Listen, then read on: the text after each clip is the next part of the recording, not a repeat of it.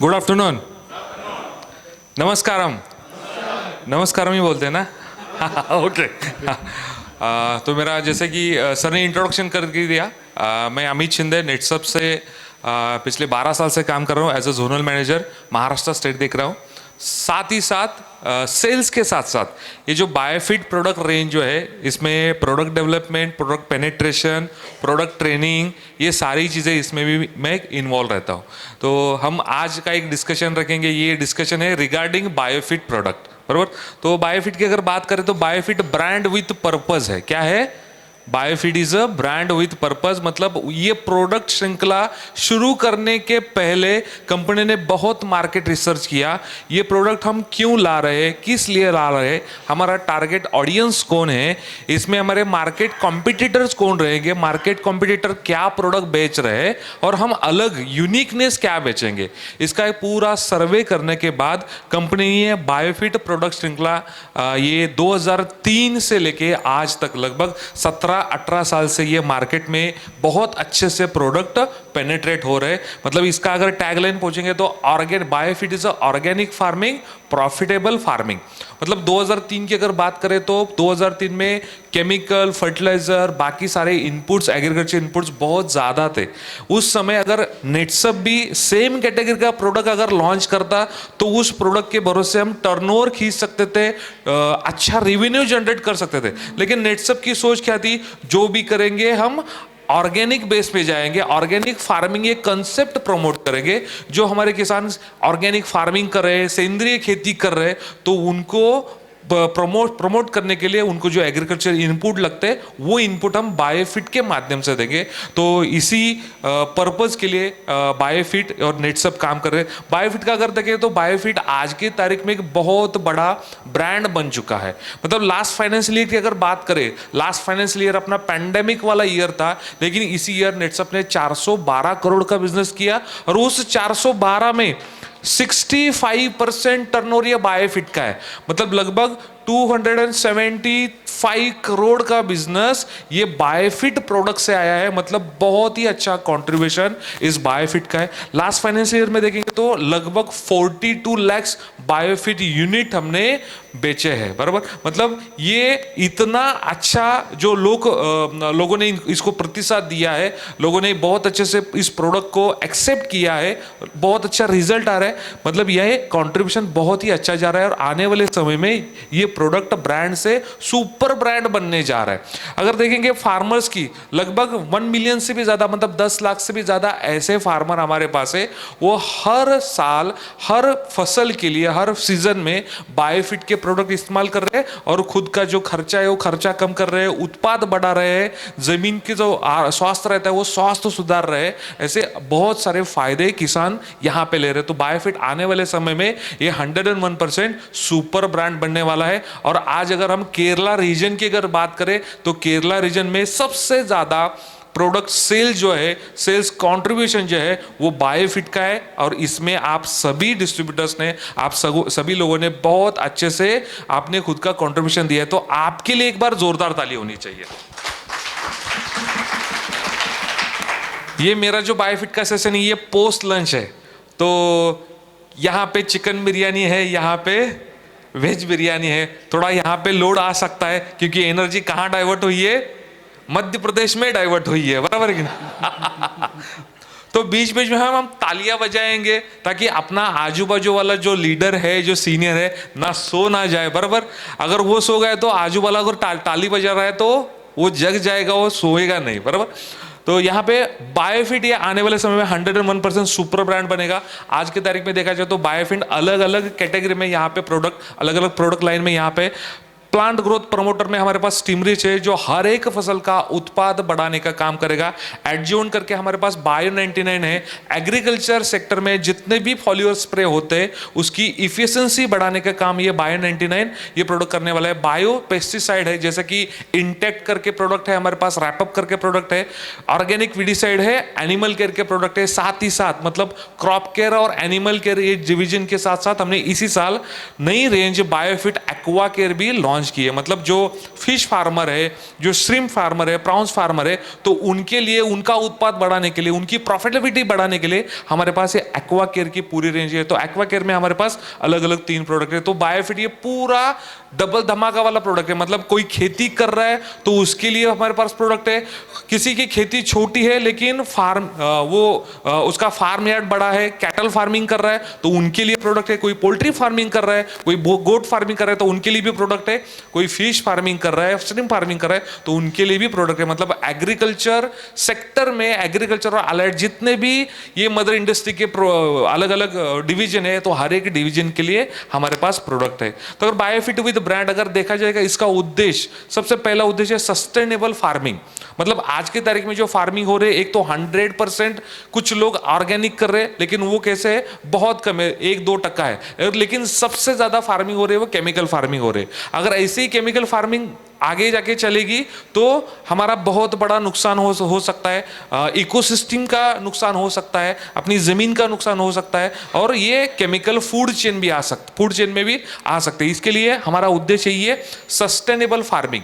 मतलब किसानों का फायदा होना चाहिए, तो फायदा होने के लिए केमिकल जो प्रोडक्ट है वो जहां पे जरूरत है वहां पे कैलकुलेशन के साथ ही इस्तेमाल करने हैं, और ज्यादा से ज्यादा ऑर्गेनिक प्रोडक्ट जो है, जो मैन्योर्स है, ऑर्गेनिक मैन्योर है, उसकी तरफ हमारी खेती डाइवर्ट करनी। तो सस्टेनेबल फार्मिंग हमारा पहला उद्देश्य, मोटो है। दूसरा है रेसिड्यू फ्री और क्वालिटी एग्रीकल्चर प्रोड्यूस। मतलब आज के तारीख में जो हम अनाज उत्पादन ले रहे, जो फ्रूट हम ले रहे, जो वेजिटेबल्स ले रहे, वो 100% शुद्ध है क्या? ये बहुत बड़ा सवाल है, क्योंकि हम कल इंसेक्टिसाइड, फंजीसाइड का स्प्रे करते हैं, आज हार्वेस्ट करते हैं और वो मार्केट में बेच रहे हैं, बराबर। मतलब जो इंसेक्टिसाइड, फंजीसाइड आप इस्तेमाल कर रहे हो, जो हार्बिसाइड इस्तेमाल कर रहे हो, उसके अलग अलग रेसिड्यू उसमें आ जाते हैं, और वही रेसिड्यू अपने फूड चेन में आ रहे हैं, और उसकी वजह से कार्सिनोजेनिक इफेक्ट की वजह से लोगों को अलग अलग बीमारियां हो रही है। तो हमारा उद्देश्य क्या है कि जो एग्रीकल्चर प्रोड्यूस रहेगा वो रेसिड्यू फ्री रहेगा, मतलब उसमें कोई भी केमिकल रेसिड्यू नहीं आना चाहिए। तीसरा उद्देश्य है इंप्रूव सॉइल फर्टिलिटी। मतलब अपनी जो जमीन है, जो धरती माता है, बराबर, उसका जो स्वास्थ्य है, उसका स्वास्थ्य सुधारना चाहिए। अभी की तारीख में देखा जाए तो केमिकल फर्टिलाइजर की वजह से, या बहुत ज्यादा हर्बिसाइड हम इस्तेमाल कर रहे हैं, पेस्टिसाइड इस्तेमाल कर रहे हैं, उसकी वजह से सॉइल फर्टिलिटी ये डिटोरेट हो रही है, खराब होती जा रही है, जमीन बंजर बनती जा रही है। तो उसको कहीं ना कहीं जाके हमें रोकना होगा, नहीं तो आने वाली पीढ़ी के लिए, आने वाले जनरेशन के लिए, मेरी खेती इतने इतने एकड़, इतने इतने हेक्टर थी और ये पेपर पे इतना इतना मेरा 7/12 है, बराबर, ऐसा बोलने की नौबत ना आ जाए, बराबर। मेरे दादा ने मुझे खेती दी, मेरे पेरेंट्स ने मुझे खेती दी, वैसे कि वैसे उपजाऊ जमीन आने वाली पीढ़ी को, आने वाले जनरेशन को हमें पास ऑन करना है, उनको भी देना है। उसके लिए सॉइल फर्टिलिटी, जमीन का जो स्वास्थ्य है, जिसका जो आरोग्य है, वो सुधारना, वो मेंटेन करना बहुत जरूरी है। तो ये हमारा उद्देश्य है। चौथा है प्रॉफिटेबल फार्मिंग। खेती करते समय आज अगर देखा जाए तो बहुत सारे लोगों का खेती करने का ये जो ऑप्शन है वो तीसरा चौथा रहता है। पहला ऑप्शन रहता है क्या खेती करने का? पहला ऑप्शन क्या रहता है? अच्छा पढ़ाई लिखाई कंप्लीट करो और आप फॉरेन कंट्री में जॉब पकड़ो, या कोई बिजनेस, अच्छा बिजनेस पकड़ो, नहीं तो फिर गवर्नमेंट जॉब होना चाहिए। मतलब आज के तारीख में देखा जाए तो प्रथम श्रेणी का जो है वो क्या बन गया? नौकरी। मतलब कोई भी रहे, फॉरेन वाली नौकरी या गवर्नमेंट जॉब या प्राइवेट कंपनी में नौकरी, वो नौकरी कर। द्वितीय श्रेणी में आ रहा है बिजनेस आ रहा है, और कनिष्ठ श्रेणी जो है, थर्ड रैंक में, वो कहां पे जा रहा है? खेती की तरफ जा रहा है। लेकिन पहले के जमाने में कैसा था? प्रथम श्रेणी में क्या था? एग्रीकल्चर था। मतलब जिसके घर में सबसे ज्यादा गाय भैंस है, जो सबसे ज्यादा कैटल्स है, जिसके घर जो किसान सबसे ज्यादा एकड़ वाला है, तो उसको बहुत ज्यादा इज्जत मिलती थी। आज की तारीख में क्या हो रहा है? उल्टा हो रहा है। लेकिन यही अगर हम सोच अगर बदलना चाहे तो यहाँ पे किसानों का जो मुनाफा है, प्रॉफिट है, वो बढ़ाना पड़ेगा।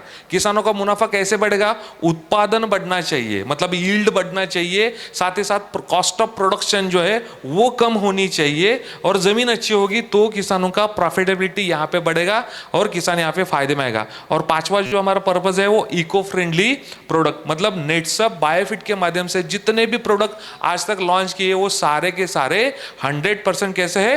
इको फ्रेंडली है, मतलब इसका इकोसिस्टम में जितने भी अपने मित्र कीटक है, जैसे कि मधुमक्खी है, हनी बीज है, बराबर, जैसे कि अर्थवर्म गांडूळ है, बराबर, तो उसको कोई नुकसान नहीं पहुंचाएगा। तो ये 100% इको फ्रेंडली, इसी पर्पज के साथ नेटसप यहाँ पे काम कर रहे हैं। तो कि कोई भी फसल रहे, बराबर, वो फसल कैसी रहती है, उसका एक क्रॉप लाइफ साइकिल रहता है, बराबर, मतलब उसका पहले सीड जर्मिनेशन होता है, बीजांकुरण होता है, उसके बाद सीडलिंग या सैपलिंग स्टेज, छोटा पौधा बनता है, उसके बाद आता है वेजिटेटिव ग्रोथ स्टेज, शाखाओं का विकास होता है, नए पत्ते निकल आते हैं, उसके बाद आता है फ्लावरिंग स्टेज, फ्लावरिंग के बाद लास्ट वाला आता है फ्रूट फॉर्मेशन या ग्रेन फिलिंग स्टेज। इसी स्टेज से ये कोई भी फसल रहे, इसका लाइफ साइकिल ये कंप्लीट होता है। अभी सीजनल क्रॉप रहे, मतलब जैसे कि वेजिटेबल्स है, जो धान की फसल है, जो सीरियल है, पल्सेस है, ये सारे के सारे इसी लाइफ साइकिल से कंप्लीट होते हैं। लेकिन इसके साथ साथ हम कुछ पेरेनियल क्रॉप भी लेते हैं, मतलब जिंजर है, अदरक है, गार्लिक, जिंजर है, या टर्मरिक है, या अपना शुगर कैन है, बनाना है, ये कैसा है, ये साल का ईयरली क्रॉप है। और कुछ रहता है पेरेनियल, मतलब एक बार आप वो ऑर्किड क्रॉप लगा देते हो, कम से कम 15 साल 20 साल वो उधर का उधर ही रहता है, बराबर। लेकिन ये जो स्टेजेस है, हर स्टेज से उसे गुजरना ही पड़ता है। मतलब जैसे कि पेरेनियल क्रॉप में जितने भी फ्रूट क्रॉप है, जितने भी स्पाइसेस क्रॉप है, तो वेजिटेटिव ग्रोथ के बाद, हार्वेस्टिंग होने के बाद हम उसका प्रूनिंग करते हैं, बराबर। प्रूनिंग क्यों करता है, न्यू स्प्राउटिंग है, न्यू लीफ ब्रांचेस निकलना चाहिए, उसलिए प्रूनिंग करते हैं। प्रूनिंग के बाद वापस से फ्लावरिंग, उसका एक ये रहता है, सीजन रहता है, सीजन में फ्लावरिंग ब्लॉसम सीजन रहता है, वहाँ पे ब्लॉसमिंग होता है, उसके बाद फ्रूट्स फॉर्मेशन या फाइनल स्टेज ये यहाँ पे आ जाता है। तो हमें अगर उत्पाद बढ़ाना है, कोई भी फसल रहे, उसका अगर उत्पादन अगर बढ़ाना है, तो इनिशियल स्टेज से या इसी ग्रोथ स्टेज में हमें मैनेजमेंट प्रैक्टिसेस करनी होती है। मतलब जैसे कि अभी अपना लंच ब्रेक हुआ, लंच ब्रेक कितने बजे हुआ, 2 बजे, बराबर। 2 बजे, 1 से 2 बजे के दरमियान लंच ब्रेक होना ही चाहिए, बराबर। और रात का खाना कितने बजे होना चाहिए, डिनर कितने बजे होना चाहिए, 8 से 9 या 9:30 बजे तक होना चाहिए। अगर ये टाइमिंग हमने चेंज किया, लंच का टाइमिंग अगर सुबह 8 बजे किया और डिनर का टाइमिंग 4 बजे किया, खाना तो हम खाएंगे, लेकिन ये प्रकृति के लिए अच्छा है क्या, नहीं है। डाइजेशन प्रॉपर होगा क्या, नहीं होगा, बराबर। वैसे ही मतलब सही समय पे सही टाइम पे एग्रीकल्चर इनपुट्स हमें खेत में डालने होते हैं। अगर टाइम टेबल अगर मिसमैच हो रहा है, तो भी वो डालने के बाद भी आपको आउटपुट नहीं मिलेगा। मतलब आप इनपुट डाल रहे हो, लेकिन राइट टाइम पे राइट स्टेज पे अगर आप नहीं दोगे, तो राइट आउटपुट आपको नहीं मिलेगा। मतलब आपका खर्चा बढ़ेगा, कॉस्ट ऑफ प्रोडक्शन बढ़ेगी, यील्ड नहीं बढ़ेगा। तो हमें जो कुछ करना है, तो इसी ग्रोथ स्टेज के दरमियान हमें एग्रीकल्चर इनपुट इस्तेमाल करने बहुत ज़रूरी है। तो एग्रीकल्चर इनपुट इस्तेमाल करते समय कोई भी फसल का उत्पाद बढ़ाने के लिए मार्केट में अगर देखा जाए, तो समझो जर्मिनेशन अच्छा होना चाहिए, तो आप कृषि सेवा केंद्र से कोई दूसरी दवाई लेके आते हो, बराबर। यहाँ पे वेजिटेटिव ग्रोथ अच्छा होना चाहिए, टीलर्स ज़्यादा निकलने चाहिए, ब्रांचेस ज़्यादा निकलने चाहिए, उसके लिए कोई दूसरा प्रोडक्ट लेके आते हो, बराबर। उसके बाद फूल निकलने के बाद फ्लावरिंग स्टेज में फ्लावर ड्रॉप कम हो, फ्लावर सेटिंग ज़्यादा हो, इसके लिए कोई तीसरा प्रोडक्ट लेके आते हैं किसान। चौथे स्टेज में ग्रेन फिलिंग या फ्रूट फॉर्मेशन स्टेज में ग्रेन फिलिंग अच्छा होना चाहिए या फ्रूट का साइज अच्छा होना चाहिए, उसके लिए हम कोई चौथा प्रोडक्ट लेके आते हैं। मतलब मार्केट में हो क्या रहा है, अपना एक ही किसान एक ही फसल के लिए तीन चार अलग अलग प्रोडक्ट परचेस कर रहा है। वो सारे के सारे कंज्यूम हो रहे क्या, सारे के सारे इस्तेमाल हो रहे क्या, नहीं हो रहे। उसमें से 1 लीटर का या आधा लीटर का वो पैकेजिंग लेके आता है, उसमें से थोड़ा बहुत बचता है, वो स्टोरेज करता है, लेकिन वो स्टोरेज प्रॉपर ना होने के कारण वो भी खराब हो जाता है, और उसमें उसका क्या हो रहा है, कॉस्ट ऑफ प्रोडक्शन बढ़ता जा रहा है। तो इसी प्रॉब्लम को आइडेंटिफाई करने के बाद नेटसप ने एक स्टीमरिच नाम का ये प्रोडक्ट लॉन्च किया 2003 में, और 2003 से लेके आज तक ये प्रोडक्ट मार्केट में बहुत बड़ा धमाका मचा रहा है। बहुत ज़्यादा लोकप्रिय प्रोडक्ट, बहुत ज़्यादा पॉपुलर प्रोडक्ट ये स्टीमरिच बना है। कोई भी फसल रहे आपकी, मतलब आपका छोटा सा कोरिएंडर है या स्पिनच है, लीफी वेजिटेबल है, या वो पकड़ के डायरेक्ट आपका मैंगो ट्री है या कोकोनट ट्री है, कोई भी फसल रहे, उसका उत्पाद बढ़ाने में ये सहायता करने वाला है, बराबर। मतलब ये क्या है, प्लांट यील्ड बूस्टर करके ये प्रोडक्ट है। अभी इसके अंदर क्या है, इसके अंदर इंग्रेडिएंट्स क्या है? तो सबसे पहले इसमें highly potent plant growth regulators है और कुछ बायो स्टिमुलेंट्स हमने ऐड किए हैं। मतलब जैसे कि ह्यूमिक एसिड है, फॉलिक एसिड है, एमिनो एसिड का कॉम्बिनेशन है, अलग अलग एंजाइम्स है, उसके बाद इसमें सीवीड एक्सट्रैक्शन है और बहुत सारी ऐसी चीज़ें हैं। इससे ये बहुत ही अच्छा ये काम करता है, प्लांट ग्रोथ बूस्ट करने में और रेगुलेट करने में मदद करता है। साथ ही साथ इसमें कुछ प्लांट फाइटो हार्मोन्स भी हमने ऐड किए। जैसे कि मनुष्य के शरीर में अलग अलग हार्मोन्स रहते हैं, बराबर। ग्रोथ स्टिमुलेटिंग हार्मोन रहता है, पिट्यूटरी ग्लैंड रहता है, थायराइड रहता है, बराबर। ये ग्लैंड जो है, ये हार्मोन्स क्या करते हैं? अलग अलग काम करते हैं। वैसे वनस्पति के अंदर भी अलग अलग हार्मोन्स रहते हैं। अगर वो हार्मोन्स अगर सही मात्रा में सही समय में एक्टिवेट होते हैं तो ही फ्लावरिंग निकलना, फूल निकलना, उसका फूल का फल में रूपांतर होना, ये सारी चीज़ें होती है। तो अलग अलग फाइटो हार्मोन्स का कॉम्बिनेशन भी हमने इसमें डाला है और ये एक नए इफिशिएंसी वाला, मतलब वनस्पति के हर एक वृद्धि के अवस्था में, ग्रोथ स्टेज में ये बहुत अच्छा बेहतरीन प्रदर्शन करता है, बहुत अच्छा मदद करता है। और इसका सेकेंडरी बेनिफिट हमें यह होता है, प्लांट में एक नेचुरल इम्यूनिटी डेवलप करने के लिए मदद करता है, रेजिस्टेंस डेवलप करने के लिए ये प्रोडक्ट मदद करता है। तो ये स्टिमरिच उत्पाद बढ़ाने वाला प्रोडक्ट, तो इसके फायदे अगर है तो फायदे ये यील्ड बूस्टर करके, मतलब उत्पाद बढ़ाने वाला प्रोडक्ट है। ये रूट डेवलपमेंट से लेके फ्रूट डेवलपमेंट, ग्रेन फिलिंग तक हर एक स्टेज में एक ही प्रोडक्ट काम करेगा। मतलब किसान जो हर स्टेज में अलग अलग प्रोडक्ट परचेस करने के लिए कृषि सेवा केंद्र जा रहे हैं या मार्केट जा रहे हैं, वो जाने की उनके ऊपर नौबत नहीं आएगी। और साथ ही साथ ये किसानों का प्रॉफिटेबिलिटी है, प्रॉफिटेबिलिटी बढ़ाने में मदद करेगा, प्रोडक्टिविटी बढ़ाने में मदद करेगा।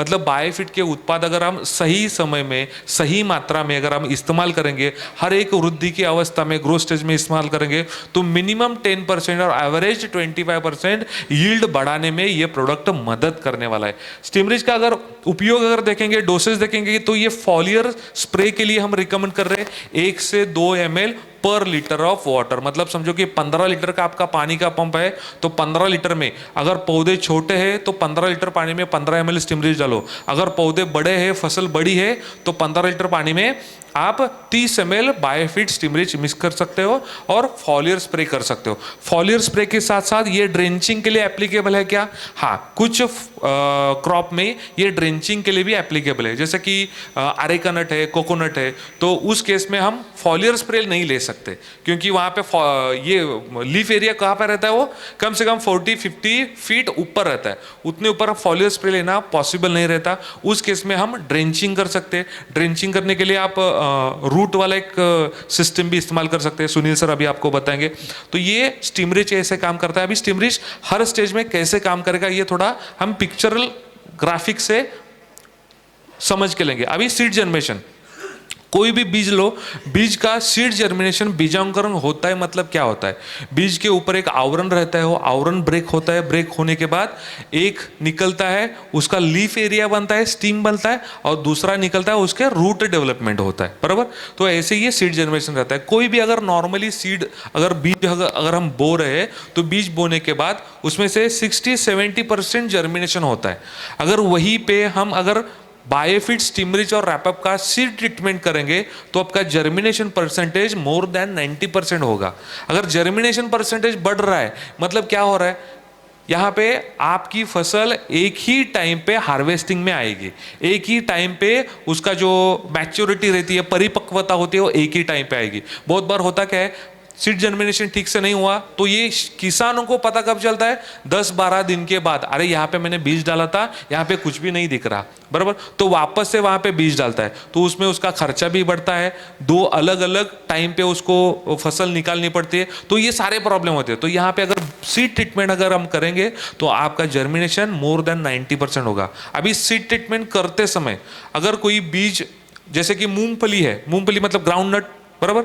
मूंगफली का आवरण, बाह्य आवरण कैसा रहता है? हार्ड रहता है, सॉफ्ट रहता है?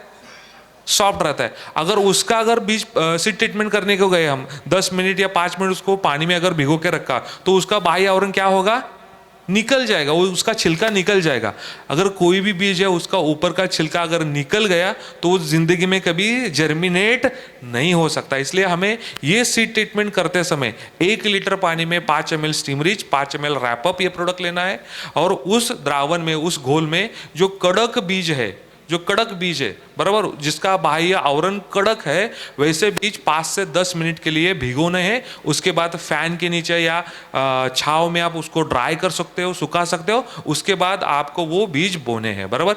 अगर सॉफ्ट कॉटिलेडोन वाले हैं, जिसका बाह्य आवरण, बाह्य का छिलका मृदु है, सॉफ्ट है, तो उसके लिए आप क्या कर सकते हो, सेम तरीके का घोल बनाओ, हल्का सा छिड़काओ, स्प्रे लो, और स्प्रे करने के बाद वो सूखने के बाद वो आप उस बीज को बोने के लिए इस्तेमाल कर सकते हो। तो ऐसे अगर सीड ट्रीटमेंट करेंगे तो अपना जर्मिनेशन परसेंट मोर देन 90% होगा।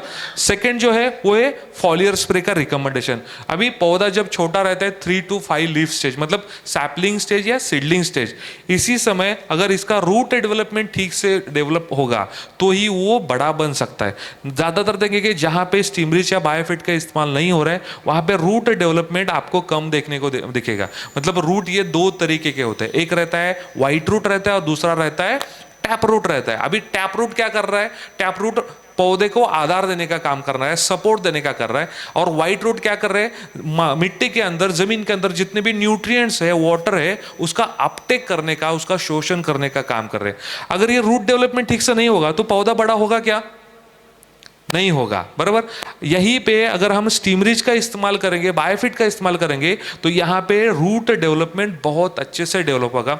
रूट डेवलपमेंट अगर अच्छा होता है तो ही वो पौधा बड़ा बन सकता है, फसल अच्छी निकल सकती है। सेकंड जो फॉलियस पर रिकमेंडेशन है वो वेजिटेटिव ग्रोथ स्टेज, मतलब यहाँ पे शाखाओं का विकास जब होता है उस टाइम पे जिस पौधे में बायोफिट का इस्तेमाल नहीं हुआ वहाँ पे रूट डेवलपमेंट आपको कम दिखाई देगी और ब्रांचेस जो है, वेजिटेटिव ग्रोथ जो है वो भी आपको कम दिखाई देगी।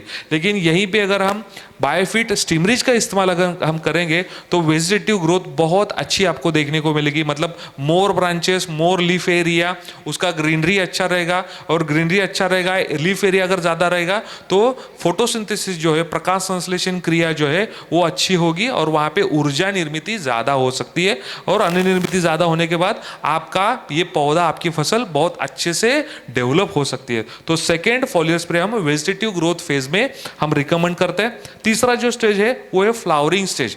अभी फ्लावरिंग स्टेज में दो आपको चित्र यहाँ पे दिखाई दे रहे हैं। पहले इसमें यहाँ पे बायोफिट का इस्तेमाल नहीं हो रहा है, रूट डेवलपमेंट आपको कम दिखेगा, शूट डेवलपमेंट, वेजिटेटिव ग्रोथ आपको कम दिखेगी, और उसमें उतनी ही ताकत होने के कारण यहाँ पे फूलों की संख्या आपको कम दिखाई देगी। अभी फूल कम है, इसका मतलब क्या, फल क्या लगेंगे, ज्यादा या कम, कम ही लगेंगे, बराबर। अगर फूल ज्यादा है तो ही फल में रूपांतर उसका होगा।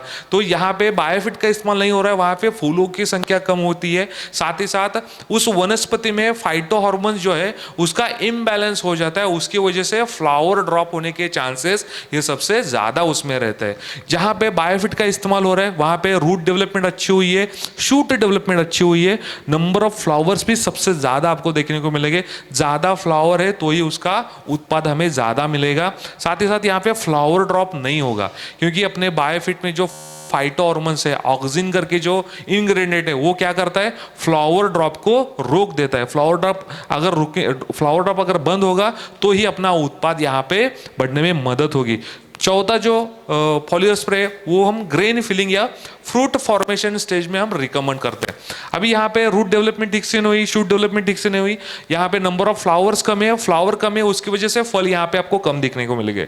लेकिन यहाँ पे हमने रूट डेवलपमेंट ठीक से की है, शूट डेवलपमेंट, वेजिटेटिव ग्रोथ अच्छी की है, नंबर ऑफ फ्लावर ज्यादा है, फ्लावर ड्रॉप कम हुए, इसकी वजह से फूल का फल में रूपांतर भी ज्यादा होता है, उसका ग्रेन में रूपांतर भी ज्यादा होता है। यहाँ पे number of flowers, number of fruit आपको ज्यादा मिलेंगे, यील्ड, उत्पाद आपको ज्यादा मिलेगा। मतलब यहाँ पे फाइनल स्टेज में अगर हम फॉलियर स्प्रे लेते हैं तो इसका और भी सेकेंडरी बेनिफिट भी हमें मिलने वाला है। जैसे कि आपका जो उत्पाद है उसका क्वालिटी, उसका दर्जा है, वो दर्जा सुधारने वाला है, उसका शेल्फ लाइफ बढ़ेगा। जैसे कि जितने भी वेजिटेबल है या जितने भी फ्रूट क्रॉप है, बहुत ज़्यादातर ऐसा होता है कि हार्वेस्ट करने के बाद, मतलब पेड़ से निकालने के बाद बहुत कम समय में वो खराब हो जाता है, मतलब उसका शेल्फ लाइफ कम है। क्यों कम है, उसको पहले से ही आपने केमिकल का इतना ज़्यादा डोज खिलाया है, उसकी वजह से उसका रेजिस्टेंस है, वो रेजिस्टेंस कम हुआ, उसकी वजह से उसका शेल्फ लाइफ कम हुआ। लेकिन यहाँ पे हम क्या कर रहे हैं, ऑर्गेनिक प्रोडक्ट, रेसिड्यू फ्री वाला प्रोडक्ट हम इस्तेमाल कर रहे हैं, उसकी वजह से यहाँ पे रेजिस्टेंस ये बढ़ने वाला है, इम्यून सिस्टम ये बढ़ने वाली है। उसकी वजह से यहाँ पे जो जितने भी आप फल निकालोगे या जितने भी आप वेजिटेबल्स निकालोगे, उसका शेल्फ लाइफ जो है वो शेल्फ लाइफ बढ़ने वाला है। तो यहाँ पे मार्केट में ज़्यादा पैसे भी आपको मिल सकते हैं। साथ ही साथ ये जो जितने भी फ्रूट्स फल निकालेंगे आप, उसका जो खाल जो है, छिलका जो है, उसका शाइनिंग, उसका कलर ये नेचुरल रहेगा, तो मार्केट में आपको ज़्यादा भाव इससे सकते हैं। तो ये बायोफिट सिमरिज का हर एक फसल के ग्रोथ स्टेज में अगर आप इस्तेमाल करोगे तो आपको यहाँ पे उत्पाद में बढ़ोतरी मिल सकती है। क्रॉप यील्ड आपका 100% यहाँ पे बढ़ने वाला है, बराबर। नेक्स्ट जो प्रोडक्ट है वो बायो 99 है। बायो 99 ये स्प्रे एडिटिव है, एडजुवेंट करके काम करता है। अभी ये प्रोडक्ट क्यों, इसका वाय जानना बहुत जरूरी है। अभी किसान देखो पेस्टिसाइड स्प्रे करता है, इंसेक्टिसाइड, फंजीसाइड, हार्बिसाइड, अलग अलग एग्रोकेमिकल ये स्प्रे करते हैं। अभी ये जितने भी एग्रोकेमिकल है ये वो अलग अलग फॉर्मुलेशन में बनते हैं। कुछ वेटेबल पाउडर रहता है, कुछ इमल्सिफाइंग लिक्विड रहता है, लेकिन ये पेट्रोकेमिकल बेस से बने हुए रहते हैं। अगर ये पेट्रोकेमिकल बेस से बना हुआ कोई भी एग्रोकेमिकल अगर आप पानी में मिक्स कर रहे हो और उसका छिड़काव कर रहे हो, तो वो पानी जो है वो पानी न्यूट्रल रहना बहुत जरूरी है। पानी का पीएच अगर 7 से ज़्यादा है या 7 से कम है, फिर भी वो पेट्रोकेमिकल वाला आपका औषध पानी में मिक्स नहीं हो पाता। अगर वो पानी में मिक्स नहीं हो पा रहा है, इसका मतलब होगा क्या, आप स्प्रे करोगे, छिड़काव करोगे आप, बराबर, लेकिन जिस कारण के लिए, जिस पर्पज के लिए आप छिड़काव कर रहे हैं कि यहाँ पे जो कीटक है, पेस्ट है, वो मरना चाहिए, यहाँ पे जो डिसीज है, जो रोग आया है वो कंट्रोल होना चाहिए, वो हेतु सफल नहीं होता।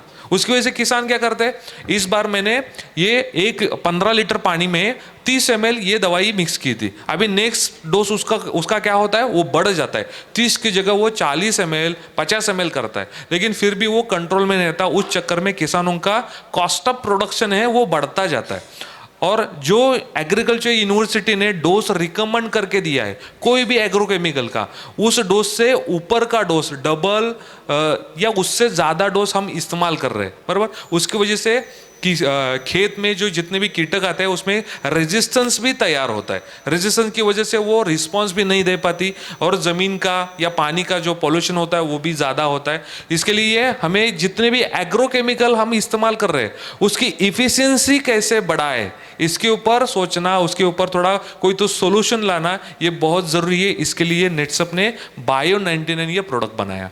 मतलब आपका कोई भी एग्रीकल्चर स्प्रे रहे, उसका इफिशियंसी कौन बढ़ाएगा, थोड़ा आवाज आना चाहिए, कौन बढ़ेगा, बायो 99 ये इफिशियंसी बढ़ाएगा। अभी बायो 99 क्या है, ये सिलिकॉन बेस्ड प्रोडक्ट है। इसमें बहुत ही अच्छे एक्टिव सरफेस स्प्रेडर करके सिलिकॉन के मॉलिक्यूल है। लगभग 20% एक्टिव इंग्रेडिएंट ये सिलिकॉन है और सिलिकॉन के बहुत ज़्यादा प्रॉपर्टीज है, फायदे है। जैसे कि ये एक सरफेस एक्टिव स्प्रेडर करके काम करता है।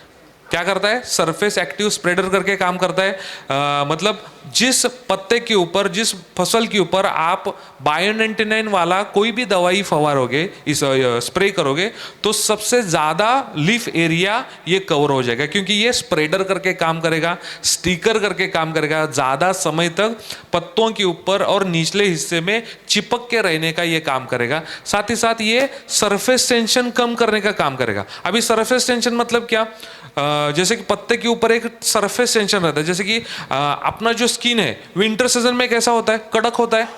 कड़क होता है मतलब क्या होता है, सरफेस टेंशन बढ़ जाता है। मॉइस्चराइजर लगाने के बाद क्या होता है, वापस से सॉफ्ट बन जाता है। सॉफ्ट होता है मतलब क्या होता है, सरफेस टेंशन उसका कम होता है। या जमीन भी आप देखो, जमीन के ऊपर अगर आप देखोगे तो पानी देने के बाद, पानी अगर देने के बाद 2-4 दिन के बाद जमीन के ऊपर का एरिया जो है वो जाड़ा बन जाता है, थोड़ा उसके छोटे छोटे ये टुकड़े बन जाते हैं, बराबर। तो ये सरफेस टेंशन जो है, ये सरफेस टेंशन कम करने का काम अपना ये बायो 99 करेगा। मतलब आप अगर फॉलियर स्प्रे कर रहे हो, फॉलियर स्प्रे करते समय उस पानी में अगर आपने बायो 99 मिक्स किया और फॉलियर स्प्रे किया, तो पत्तों के ऊपर का जो सरफेस टेंशन है वो सरफेस टेंशन कम हो जाएगा। जैसे ही सरफेस टेंशन कम होता है, पत्तों के ऊपर और नीचे जो छिद्र रहते हैं, स्टोमेटल ओपनिंग बोलते हैं, वो आराम से ओपन हो जाएंगे। और स्टोमेटल ओपनिंग अगर ओपन है तो ही आप जो छिड़काव कर रहे हो, औषध इस्तेमाल कर रहे हो, वो ओपनिंग से अंदर जा सकता है। मतलब यहाँ पे पेनिट्रेशन करने का ये काम करेगा। मतलब आप जो हर्बिसाइड, फंजीसाइड, इंसेक्टिसाइड या कोई भी प्रोडक्ट इस्तेमाल कर रहे हो, उसका पेनिट्रेशन बढ़ाने का काम ये अपना बायो 99 करेगा। साथ ही साथ बायो 99 ये सिलिकॉन बेस होने के कारण सिलिकॉन का एक आवरण तैयार हो जाता है, वनस्पति के ऊपर एक आवरण तैयार हो जाता है, और वो आवरण जो है वो इवेपो ट्रांसपिरेशन का रेट कम करता है। मतलब बाष्पोत्सर्जन की जो क्रिया है, मतलब जैसे कि आपने धूप में, सनलाइट में पानी रखा, सुबह शाम को पानी मिलेगा क्या वहां पे?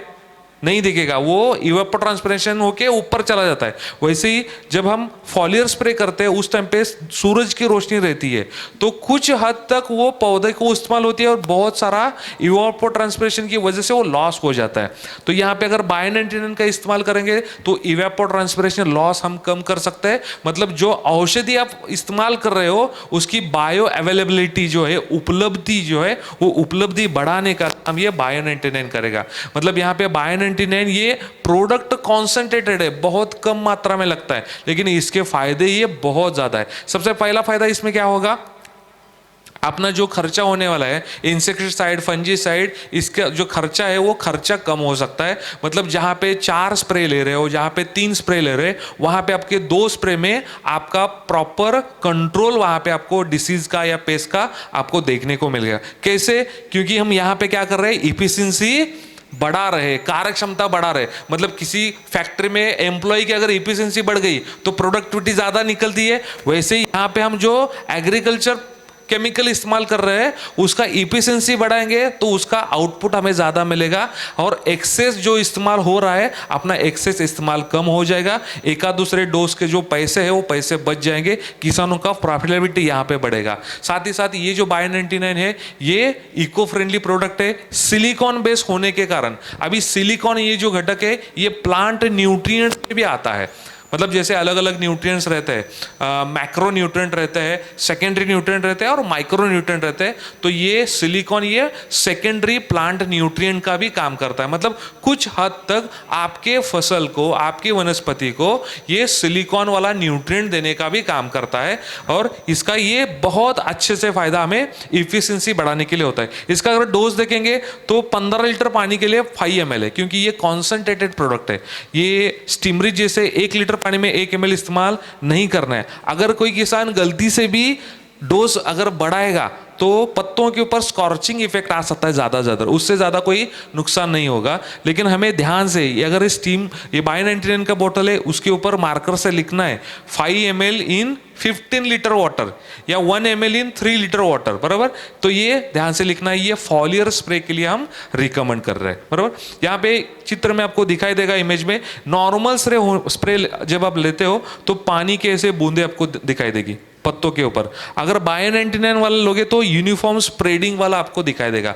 मतलब बायो 99 ये कॉन्सेंट्रेटेड कम मात्रा में लगता है, लेकिन इसके फायदे बहुत ज्यादा है। मतलब स्प्रेडर करके काम करेगा, स्टिकर करके काम करेगा, पेनिट्रेशन करके काम करेगा, इवेपोट्रांसपिरेशन लॉस कम करने वाला है, और आपका जो इंसेक्टिसाइड, फंजीसाइड का डोज है वो डोज भी यहाँ पे रिड्यूस हो जाएगा। तो ये सब अपना बायो 99 वाला प्रोडक्ट है। मतलब आप जितने भी एग्रोकेमिकल के स्प्रे है उसका खर्चा आप 25 से 30% तक आपका कम हो सकता है। नेक्स्ट प्रोडक्ट की तरफ जाते हैं। नेक्स्ट प्रोडक्ट जो है वो रिगार्डिंग प्लांट न्यूट्रिएंट्स है। जैसे कि कोई भी फसल रहे तो उसके लिए अलग अलग 16 प्लांट न्यूट्रिएंट्स लगते हैं। तो 16 में अगर देखेंगे तो कार्बन, ऑक्सीजन, हाइड्रोजन ये नॉन एलिमेंट्स में आता है, और नाइट्रोजन, फॉस्फोरस और पोटेशियम ये प्राइमरी प्लांट न्यूट्रिएंट्स है। मतलब बहुत ज़्यादा मात्रा में नाइट्रोजन, फॉस्फोरस और पोटेशियम NPK ये ज़्यादा मात्रा में न्यूट्रिएंट्स लगते हैं। उसके बाद आते हैं secondary plant nutrients. Secondary plant nutrients में कैल्शियम, मैग्नीशियम एंड सल्फर, ये 3 चीज़ें जो है वो आती है सेकेंडरी प्लांट न्यूट्रिएंट्स। मतलब प्राइमरी से थोड़ा कम मात्रा में ये लगता है। उसके बाद आता है माइक्रो। माइक्रो मतलब कम मात्रा में लगने वाले chlorine, iron, zinc, manganese, boron, copper, molybdenum. मतलब जैसे हम खाने में चावल खाते हैं ना, चावल कितना खाते हैं हम? ज़्यादा खाते हैं, बराबर। चावल के साथ साथ रोटी भी ज़्यादा खाते हैं। मतलब ये क्या है, ये मैक्रो एलिमेंट है अपने फूड के, बराबर। और जो उसके बाद थोड़ा रसम रहता है, थोड़ा सब्जी रहता है, वो कैसा रहता है, वो थोड़ा थोड़ा कम रहता है। मतलब ये सेकेंडरी जैसे रहता है। और जो आचार रहता है ना, पिकल रहता है या हरी मिर्च रहती है, वो कितना खाते हैं हम? वो बहुत एकदम थोड़ा थोड़ा टेस्ट आना चाहिए। वैसे ही ये प्लांट्स के लिए प्राइमरी न्यूट्रिएंट्स, उसके बाद सेकेंडरी न्यूट्रिएंट्स और उसके बाद मैक्रो न्यूट्रिएंट्स, इसको मैक्रो और माइक्रो भी हम बोल सकते हैं। मतलब ये माइक्रो न्यूट्रिएंट और ये ज़्यादा लगते हैं इसलिए उसको मैक्रो न्यूट्रिएंट बोलते हैं, बराबर। अभी जहाँ पे हम फसल ले रहे हैं, जिस खेती में हम खेती कर रहे हैं, वहाँ पे कितने सालों से हम खेती कर रहे हैं, बहुत सालों से कर रहे हैं। मतलब जो फसल ले रही है, जैसे कि हम एक एग्जाम्पल लेंगे, बनाना। बनाना में सबसे ज़्यादा क्या रहता है? पोटेशियम रहता है, बराबर। ये पोटेशियम कहाँ से आया? जमीन में जो न्यूट्रिएंट्स थे उसका रूपांतर बनाना के प्लांट ने पोटेशियम में किया और फल के माध्यम से हमें दिया वो, बराबर। मतलब हर एक फसल का, हर एक जो फ्रूट निकल रहा है, जो ग्रेन्स निकल रहे हैं, उसमें एक न्यूट्रिशन वैल्यू रहती है। वो कहाँ से आ रही है? जमीन से आ रही है। तो वो वहाँ पे क्या हो रहा है? वहाँ से वो अपटेक कर रहा है, शोषण कर रहा है और वो हमें दे रहा है। तो उसका पुनर्भरण होना चाहिए, नहीं होना चाहिए? वापस से रिफिलिंग होना चाहिए ना। तो वापस से रिफिलिंग हम कौन से माध्यम से कर रहे हैं? आज पहले के ज़माने में क्या करते थे? हम गोबर का खाद या फार्म यार्ड मैन्योर, या आज के तारीख में कुछ किसान वर्मी कंपोस्ट इस्तेमाल करते हैं। जो वर्मी सैली जो रहती है उसका कंपोस्ट, वर्मी कंपोस्ट इस्तेमाल करते हैं। कुछ किसान ये ग्रीन मैन्योरिंग क्रॉप भी इस्तेमाल करते हैं। मतलब लेग्यूम क्रॉप जो है, डाइकोट वाले जितने भी लेग्यूम क्रॉप है, उसका वो फ्लावरिंग स्टेज में आने के बाद उसको ज़मीन में गाड़ देते हैं। कुछ जगह पे ये ऑर्गेनिक मैन्योर छोड़ के ज़्यादातर अगर देखा जाए तो वो केमिकल फर्टिलाइज़र इस्तेमाल हो रहा है। मतलब यूरिया हुआ, डीएपी हुआ, या 10-26-26 ये हुआ कॉम्बिनेशन, या और ज़्यादा भी कॉम्बिनेशन है, 00-50 कॉम्बिनेशन करके, 19-19-19 करके कॉम्बिनेशन है। ऐसे अलग अलग केमिकल फर्टिलाइज़र है, वो हम इस्तेमाल कर रहे हैं। लेकिन आज के तारीख में जितने भी प्लांट न्यूट्रिएंट्स है, सबसे ज़्यादा सोर्स अगर देखा जाए तो वो केमिकल फर्टिलाइज़र का है। अभी केमिकल फर्टिलाइजर से फायदा हो रहा है या नुकसान हो रहा है? देखा जाए तो थोड़ा फायदा हो रहा है, लेकिन नुकसान सबसे ज्यादा हो रहा है। इनिशियल फेज में जब केमिकल फर्टिलाइजर इंडिया में लॉन्च हुए इन 1960, जहाँ पे ग्रीन रिवॉल्यूशन हुआ था, उस टाइम से केमिकल फर्टिलाइजर धीरे धीरे इंडियन मार्केट में इंट्रोड्यूस होना शुरू हुए। उस टाइम पे किसानों को वो मुफ्त में बांट रहे थे। क्या कर रहे थे?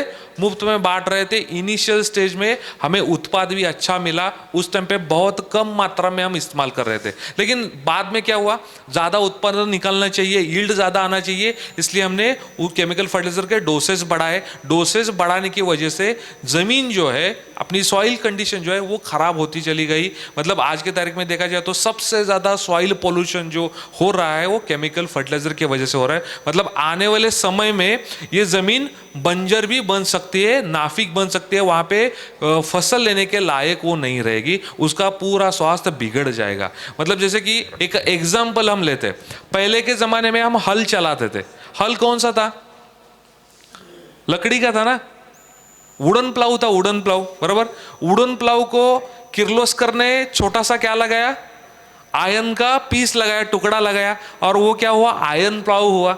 उसके बाद क्या हुआ? फर्ग्यूसन का छोटा ट्रैक्टर आया। फर्ग्यूसन का ट्रैक्टर कितना एचपी का था? पहले वाला 35 एचपी का था, बराबर। उसके बाद 35 का महिंद्रा ने कौन सा लाया? 45 सरपंच करके लाया, बराबर कि नहीं? उसके बाद अभी 55-60 एचपी के ट्रैक्टर भी है। मतलब हर 15-20 साल में अपनी जो ज़मीन है, वो ज़मीन का प्लॉइंग करने के, सॉइल प्लॉइंग करने के लिए हम ट्रैक्टर की कैपेसिटी बढ़ा रहे। और 20 साल में क्या होगा? जेसीपी से हमें क्या करना होगा? प्लॉइंग करना होगा। ज़मीन क्या करना? मशागत जो है वो मशागत जेसीपी से करना होगा। इसलिए हमें क्या करना है? सॉइल का जो स्वास्थ्य है, ज़मीन का जो स्वास्थ्य है, वो सुधारना बहुत ज़रूरी है। उसका जो पोल्यूशन हो रहा है वो पोल्यूशन रोकना बहुत ज़रूरी है। अगर हम ये नहीं करेंगे तो अपनी ज़मीन पूरी बंजर बन जाएगी, ख़राब हो जाएगी, नाफिक बन जाएगी। वहाँ पे हम कुछ फसल लेने के लायक उसको छोड़ेंगे नहीं, बराबर। इसलिए प्लांट न्यूट्रिशन स्किप नहीं हो सकते। प्लांट न्यूट्रिशन तो हमें देना ही होगा, लेकिन अगर प्रॉपर बैलेंस करके देंगे, बहुत ज़्यादा मात्रा में जो केमिकल फर्टिलाइजर इस्तेमाल हो रहे हैं वो सही मात्रा में कैलकुलेशन करने के बाद अगर इस्तेमाल करें हम, उसके साथ साथ कुछ अल्टरनेट प्रोडक्ट इस्तेमाल करें, उसके साथ साथ जो बायो फर्टिलाइजर है, लिक्विड बायो फर्टिलाइजर है, जो माइक्रो ऑर्गेनिज्म बेस्ड प्रोडक्ट है, वो इस्तेमाल कर सकते हैं क्या, ये सोचना बहुत ज़रूरी है। तो ये जो प्रॉब्लम है, प्रॉब्लम आइडेंटिफाई करके नेटसप ने एक नया प्रोडक्ट लॉन्च किया, यहाँ पे है बायोफिट एनपीके। अभी एनपीके मतलब नत्र स्फुरद पालाश है क्या, नहीं है। यहाँ पे बायोफिट एन में आजोटोबैक्टर स्पेसिस है। कौन सी स्पेसिस है, आजोटोबैक्टर स्पेसिस, बराबर। बायोफिट के में क्या है, फॉस्फेट सोल्यूबलाइजिंग बैक्टीरिया है। बायोफिट के पी में फॉस्फेट सोल्यूबलाइजिंग बैक्टीरिया है और बायोफिट के में पोटैश मोल्यूबलाइजिंग बैक्टीरिया है। अब ये बैक्टीरिया क्या करते हैं, अपने जमीन में सिम्बायोटिक और असिम्बायोटिक, मतलब सिम्बायोटिक मतलब कुछ लोग रहते हैं हमारे अपने नेबर रहते हैं, बाजू वाले रहते हैं, वो हमें मदद करते हैं। लेकिन कुछ नेबर ऐसे रहते हैं वो मदद वगैरह कुछ नहीं करते, लेकिन अपने नेबर रहते कि नहीं रहते। वैसे ही सिम्बायोटिक और असिम्बायोटिक, ऐसे ये बैक्टीरिया अपने रूट जोन के आजू बाजू में रहते हैं और अपनी फसल को, अपनी जमीन को नत्र स्फुरद पालाश यानी नाइट्रोजन, फॉस्फोरस और पोटैश ये नैसर्गिक रूप से उपलब्ध करके देते हैं। मतलब ये काम अच्छा है ना। मतलब केमिकल डालने से अगर ये डालेंगे क्या, तो क्या होगा, नैसर्गिक रूप से आपके फसल को नत्र स्फुरद और पालाश मिल सकता है। तो अगर ये बायोफिट एनपीके देखेंगे तो हाईली इफेक्टिव माइक्रो ऑर्गेनिज्म का स्ट्रेन हमने इसमें इस्तेमाल किया है। इसका अगर कॉलोनी फॉर्मेशन यूनिट अगर हम देखेंगे तो 1 ml में 10 से 12, मतलब 10 के ऊपर आपको 12 जीरो लगाने होंगे। इतने करोड़ों बैक्टीरिया 1 ml के माध्यम से निर्माण हो सकते हैं। ऐसे हाईली कॉन्सेंट्रेटेड स्ट्रेन हमने इसमें इस्तेमाल किया है। इसमें कुछ पोटेंट स्टेबलाइजर भी हमने ऐड किए हैं ताकि ये इसका शेल्फ लाइफ है, ये शेल्फ लाइफ बनाए अच्छे से बनाए रखे और 12 महीने तक सोर्सेस है, लेकिन ये देना ही चाहिए। अगर ये प्लांट न्यूट्रिशन नहीं होगा तो फसल भी बड़ी नहीं हो सकती। लेकिन उसके सोर्सेस अलग अलग है, मतलब ऑर्गेनिक सोर्स है, केमिकल सोर्स है और बैक्टीरियल सोर्स है, बराबर। आज की तारीख में देखा जाए तो सबसे ज़्यादा जो इस्तेमाल होने वाला सोर्स है वो कौन सा है, केमिकल वाला है, क्योंकि इस्तेमाल करने में आसान है। 50 kg का बैग आता है, बैग खोलो और डाल दो या ड्रिप इरिगेशन में मिक्स कर दो। लेकिन केमिकल फर्टिलाइजर की वजह से हमें फायदे हो रहे हैं या नुकसान ज़्यादा हो रहा है, फायदा थोड़ा हो रहा है लेकिन नुकसान ज़्यादा हो रहा है। क्योंकि केमिकल फर्टिलाइजर का अगर फॉर्मूला अगर आप चेक करोगे, यूरिया का फॉर्मूला क्या रहता है, यूरिया में एन रहता है, 46% नाइट्रोजन रहता है और बाकी 54% क्या रहता है, फिलर मतलब क्या, अमोनिया। ये खुली हवा में ऐसा नहीं रह सकता, लेकिन यूरिया के व्हाइट कलर के ग्रैन्यूल्स आते हैं तो उसको बाइंड करने के लिए वो 54% क्या रहता है, केमिकल वाला बाइंडर रहता है, फिलर रहता है। और वो बाइंडर जो नाइट्रोजन वनस्पति के लिए अच्छा है, जमीन के लिए अच्छा है, लेकिन जो फिलर करके केमिकल वो दे रहे हैं उससे ज्यादा नुकसान जमीन का हो रहा है, बराबर। और वो कितने सालों से हम ये फिलर केमिकल, ये इनर्ट मटेरियल करके हम अपनी जमीन में मिक्स कर रहे हैं, उसकी वजह से सॉइल पोल्यूशन हो रहा है। मिट्टी के अंदर जितने भी इको फ्रेंडली अपने ये जो इंसेक्ट है वो इंसेक्ट मर रहे हैं और सॉइल का पूरा टेक्सचर स्ट्रक्चर पूरा बिगड़ रहा है, अपनी जमीन बंजर बनती जा रही है, बराबर। मतलब केमिकल फर्टिलाइजर के लिए ऑप्शन है क्या, ऑप्शन है। एक ऑप्शन है ऑर्गेनिक फर्टिलाइजर, ऑर्गेनिक मैन्योर, जैसे कि हम गोबर का खाद इस्तेमाल कर सकते हैं या फार्म यार्ड मैन्योर या वर्मी कंपोस्ट इस्तेमाल कर सकते हैं, लेकिन वो बहुत ज़्यादा बल्क में इस्तेमाल करना होगा और उससे थोड़ा मिलेगा। नहीं तो फिर तीसरा सोर्स क्या है, बैक्टीरियल कल्चर। अभी आज की तारीख में देखा जाए तो एडवांस सबसे जो चल रहा है वो बैक्टीरियल कल्चर चल रहा है। तो उसमें क्या है, उसमें अलग अलग जो न्यूट्रिएंट्स है वो न्यूट्रिएंट्स नैसर्गिक रूप से निर्माण करने वाले निसर्ग में ही बैक्टीरिया है।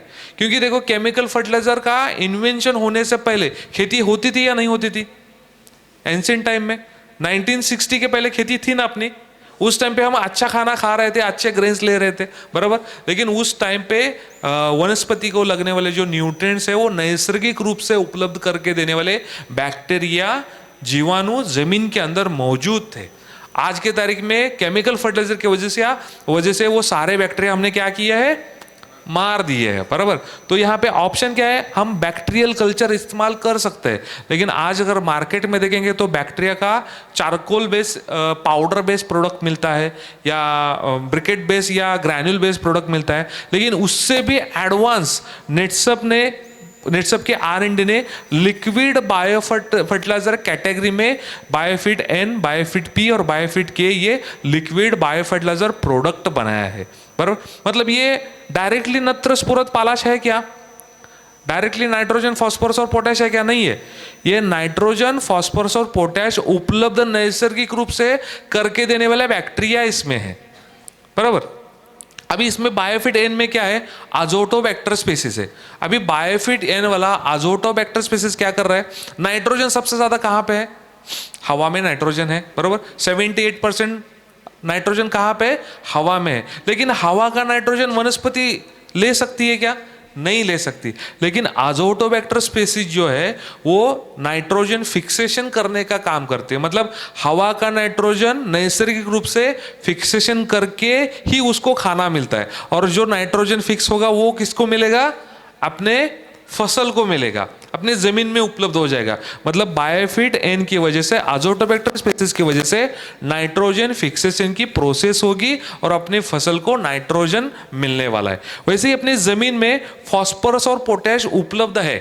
मतलब देखो, सबको सोना अच्छा लगता है, गोल्ड अच्छा लगता है। गोल्ड कहाँ पे मिलता है?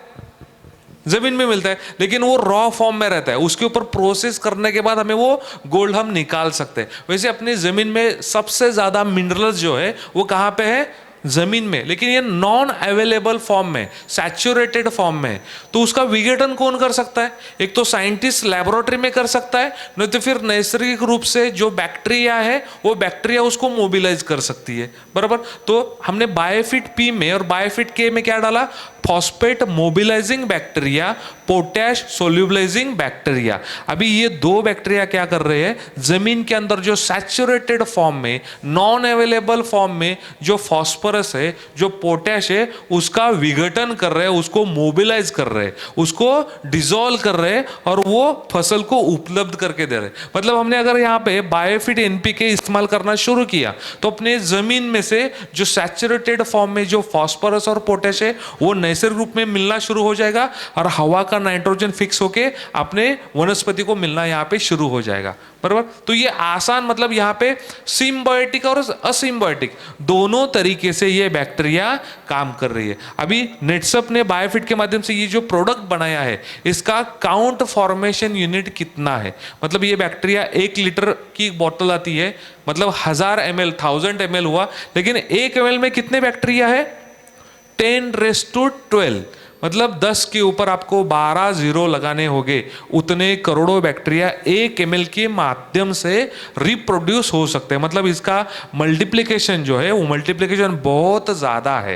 बराबर, साथ ही साथ इसमें एक स्टेबलाइजर भी ऐड किया है, क्योंकि जैसे कि बैक्टीरिया देखो ये लिविंग मटेरियल है। 1 साल के लिए लिविंग मटेरियल विदाउट एक्टिविटी जिंदा रहेगा क्या? मर भी सकता है ना। तो उसके लिए हमने क्या किया है? इसमें पोटेंट स्टेबलाइजर ऐड किए है, कुछ न्यूट्रिएंट्स ऐड किए ताकि ये जो बैक्टीरिया है वो 1 साल तक जिंदा रहे डोर्मेंसी स्टेज में, मतलब सुप्तावस्था में वो यहाँ पे जिंदा रहेंगे। जैसे ही ये बैक्टीरिया पानी के या गीली मिट्टी के कांटेक्ट में आएंगे, वेट सॉइल के कांटेक्ट में आएंगे, तब इनका प्रोसेस ये शुरू हो जाएगा और ये काम करना शुरू करेगी। बराबर, जमीन के अंदर, अगर जमीन के अंदर प्रॉपर एरेशन है तो रूट डेवलपमेंट अच्छे से हो सकती है, और प्रॉपर एरेशन है तो ही रूट के माध्यम से न्यूट्रिएंट्स और वाटर अपटेक अच्छे से हो सकता है। तो यहाँ पे ये भी फायदा होगा। दूसरा, सॉइल फर्टिलिटी जो है, जमीन का स्वास्थ्य सुधारने भी ये मदद करने वाला है।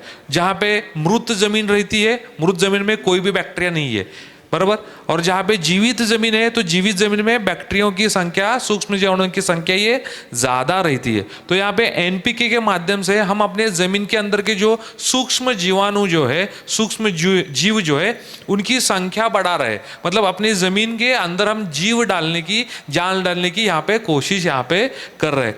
अगर देखा जाए तो केमिकल फर्टिलाइजर और ये अपना बायोफिट एनपीके कॉस्ट इफेक्टिव वाइज भी देखा जाए तो ये बहुत ही अच्छे कॉस्ट इफेक्टिव है। आपको भी पता रहेगा कि केमिकल फर्टिलाइजर के ऊपर पहले जो सब्सिडी थी वो गवर्नमेंट ने सब्सिडी निकाल दी है। सब्सिडी कब निकाल दी उन्होंने? आपको अच्छे से आदत लगने के बाद वो सब्सिडी निकाल दी और उसकी कीमत दुगना तिगना और चौगुना बढ़ गई है, बराबर। लेकिन यहाँ पे कॉस्ट इफेक्टिव अगर देखा जाए तो केमिकल फर्टिलाइजर से भी बहुत सस्ते में ये अपना प्रोडक्ट मिल रहा है। दूसरा अगर देखा जाए तो जमीन के अंदर जो माइक्रो फ्लोरा और माइक्रो फाउना है तो उसमें भी बढ़ोतरी, उसके लिए भी फेवरेबल कंडीशन ये प्रोडक्ट अपना बायोफिट एनपीके के माध्यम से बढ़ाएगा। अभी इसका एप्लीकेशन कैसा है, ये जीवाणु है, ये जमीन में काम करेंगे। फॉलियर स्प्रे करके चलेगा क्या? नहीं, इसका क्या करना होगा, हमें सॉइल एप्लीकेशन ही करना है। मतलब जहां पे ड्रिप इरिगेशन की व्यवस्था है तो ड्रिप इरिगेशन के माध्यम से आप छोड़ सकते हो, जहां पे ड्रेंचिंग कर रहे हो आप तो ड्रेंचिंग कर सकते हो, और जहां पे आपको फ्लड इरिगेशन मतलब नैसर्गिक रूप से जहां पे पानी छोड़ते हो आप जमीन से तो उसके माध्यम से भी आप यहाँ पे सॉइल एप्लीकेशन बायोफिट एनपीके का कर सकते हो। जहां पे बायोफिट एनपीके का इस्तेमाल हो रहा है तो वहां पे आपको केमिकल फर्टिलाइजर का डोज देना है या नहीं देना है, ये भी आपका एक सवाल हो सकता है। तो पिछले कई सालों से हम अपने जमीन को हमने एक आदत लगाई है केमिकल फर्टिलाइजर की। अगर ये आदत हम इसी साल इसी फसल में अगर तोड़ना चाहे वो टूटेगी क्या आदत? नहीं। हमें अगर कोई बुरी आदत है, चाय पीने की आदत है हमें, तो कल से चाय बंद होता है अपना? नहीं। वो करना क्या होगा आपको, 4-5 बजे की 5 बार अगर चाय पी रहे हो तो उसकी जगह 4 बार आपको चाय पीना है, उसके बाद 3 बार चाय पीना है, बराबर।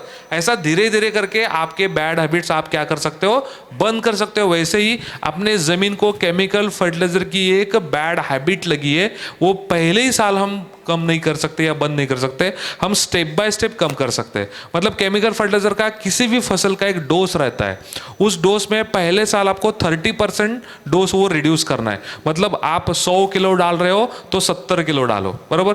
दूसरे साल आपको 40% कम करना है, मतलब 100 की जगह आपको 60 किलो डालना है। तीसरे साल आपको 50% कम करना है, चौथे साल आपको 40% कम करना है, और 5वें साल आपको 70% केमिकल फर्टिलाइजर का डोज कम करना है, बराबर। साइमल्टेनियसली हम क्या कर रहे हैं, यहाँ पे बायोफिट एनपीके का डोज धीरे धीरे बढ़ा रहे हैं। मतलब हम क्या कर रहे हैं, सस्टेनेबल फार्मिंग की तरफ जा रहे हैं। मतलब केमिकल का डोज धीरे धीरे कम कर रहे हैं और बैक्टीरियल बायोफिट लिक्विड बायोफर्टिलाइजर का डोज धीरे धीरे हम यहाँ पे बढ़ा रहे हैं। मतलब हम अपने फसल को जो लगने वाले प्लांट न्यूट्रिएंट्स है वो बैलेंस कर रहे हैं, बराबर। लेकिन यहाँ पे केमिकल की जगह लिक्विड बायोफर्टिलाइजर का सोर्स यहाँ पे इस्तेमाल कर रहे हैं।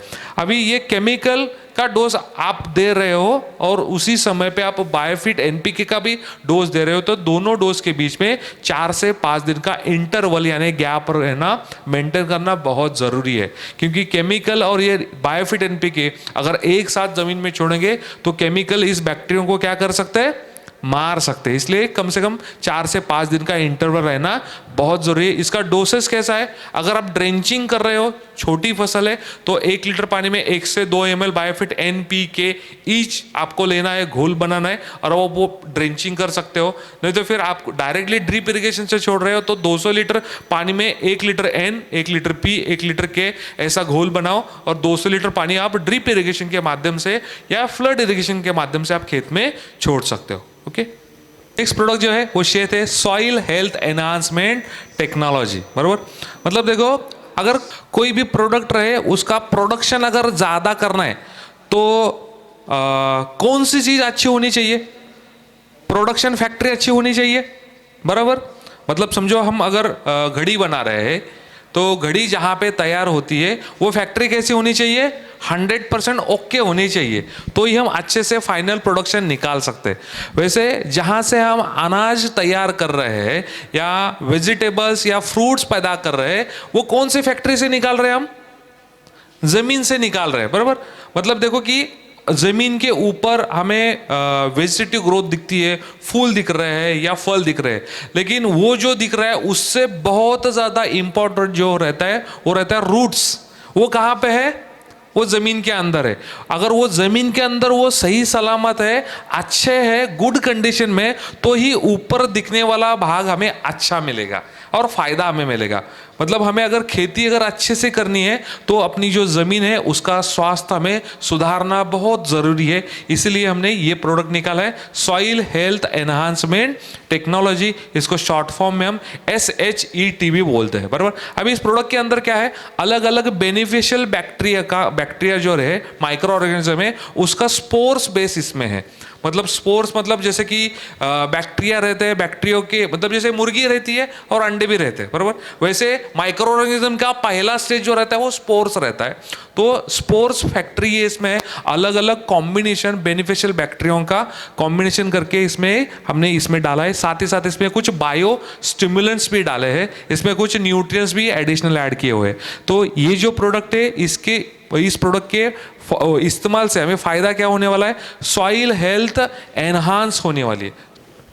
तो बायोफिट शेड से फायदा क्या होगा, सबसे पहला फायदा होगा जमीन के अंदर जो ऑर्गेनिक कार्बन लेवल है वो ऑर्गेनिक कार्बन लेवल बढ़ेगा। अभी ऑर्गेनिक कार्बन जैसे ही बढ़ेगा जमीन के अंदर ह्यूमस परसेंटेज है वो ह्यूमस परसेंटेज बढ़ने में हमें मदद होगी। जिस जमीन का ह्यूमस परसेंटेज अच्छा है उसी जमीन के अंदर माइक्रोफ्लोरा और मैक्रोफोना मतलब अलग अलग जो फायदे वाले सूक्ष्म जीवाणु जो है, अलग अलग छोटे छोटे जो वनस्पति है उनका विकास अच्छे से होता है और वो हमें जमीन का जो स्वास्थ्य है, आरोग्य है वो सुधारने में मदद करता है। इससे दूसरा फायदा क्या होगा, जमीन की जो सॉइल प्रॉपर्टीज है जैसे कि फिजिकल प्रॉपर्टी, केमिकल प्रॉपर्टी और बायोलॉजिकल प्रॉपर्टी, इसमें सुधार आने वाला है। अभी फिजिकल प्रॉपर्टी मतलब क्या, टेक्सचर एंड स्ट्रक्चर, जो मृदा की जड़न गड़न है उसमें सुधार आएगा। उसका केमिकल प्रॉपर्टी मतलब सॉइल पीएच जो है वो पीएच बैलेंस करने के लिए ये मदद करेगा, बराबर। साथ ही साथ इलेक्ट्रिक कंडक्टिविटी जो रहती है वो इलेक्ट्रिक कंडक्टिविटी लेस देन 1 लाने में ये मदद करने वाला है। बायोलॉजिकल प्रॉपर्टी मतलब अपने जमीन के अंदर जितने भी सूक्ष्म जीवाणु हैं उसकी एक्टिविटी को ये बढ़ावा देगा। इसमें जो स्पोर्स है वो स्पोर्स फैक्ट्री की तरह काम करते हैं और वो अलग अलग एंजाइम भी सिक्रेट करते हैं। जैसे अलग अलग एंजाइम सिक्रेट करेंगे, वनस्पति के ऊपर अगर फॉलियर स्प्रे ले रहे हैं तो वनस्पति के ऊपर अगर सॉइल एप्लीकेशन कर रहे हैं तो रूट जोन के नजदीक एक बायो प्रोटेक्टिंग लेयर ये बनाते हैं और उस बायो प्रोटेक्टिंग लेयर ये अलग अलग जो वनस्पति के ऊपर जो ट्रेस आता है उससे ये नुकसान नहीं पहुंचाता। साथ ही साथ ये जो एंजाइम्स है तो एंजाइम्स ये प्लांट ग्रोथ बूस्ट करने में भी ये प्रोडक्ट ये मदद करेगा। मतलब सॉइल हेल्थ एनहांस करने के साथ साथ एक बायो प्रोटेक्टिंग लेयर करके काम करेगा और उत्पाद बढ़ाने के लिए भी ये प्रोडक्ट काम करने वाला है। इसका डोसेज देखा जाए तो 1 लीटर पानी में 1 से 2 ml इस मात्रा में फॉलियर स्प्रे ले सकते हो। सॉइल एप्लीकेशन एनपीके के साथ ये प्रोडक्ट हम ड्रिप इरिगेशन या ड्रेंचिंग या फ्लड इरिगेशन के माध्यम से 1 लीटर बायोफिट शेड ये 200 लीटर पानी के साथ एनपीके के साथ हम इस्तेमाल कर सकते हैं। Okay, thank you. Next product की तरफ जाते हैं। नेक्स्ट प्रोडक्ट है वो है बायो पेस्टिसाइड कैटेगरी में। जैसे कोई भी फसल लो, फसल के ऊपर अलग अलग डिसीज आते हैं, अलग अलग पेस्ट आते हैं, बराबर।